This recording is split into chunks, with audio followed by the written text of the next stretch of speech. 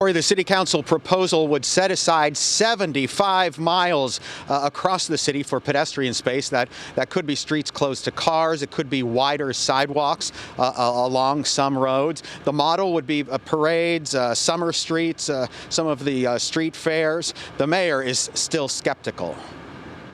New York City's famous street grid doesn't exactly have rush hours anymore. Care for a stroll?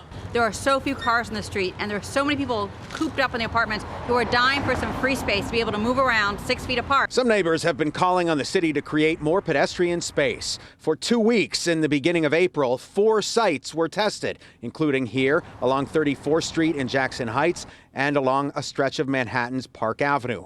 But Mayor de Blasio suspended the program due to the police presence he said it required at each block. And it's not complicated.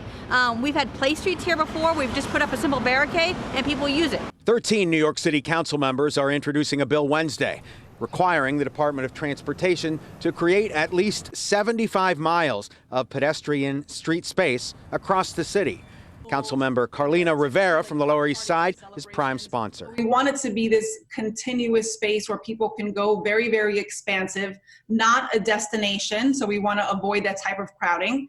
And we know that it will increase space for essential workforce commuters. It'll supplement our crowded parks and open spaces. And it's going to support equity in the crisis because not every neighborhood has the same amount of open space. Council Speaker Corey Johnson supports it. This month, he has repeatedly tweeted about the need for space. Council and the administration would work with community groups, NYPD, and business districts to pick appropriate areas. There's no buses that use this route, so you're not gonna impede any transit. This week, the mayor again said he thought changing streets could create a safety problem. Plus, speeding tickets have doubled in the last month. Slow down. Doesn't matter if there's not a lot of cars on the road. You've got to protect yourself and others. The second point is the NYPD has been instructed to crack down.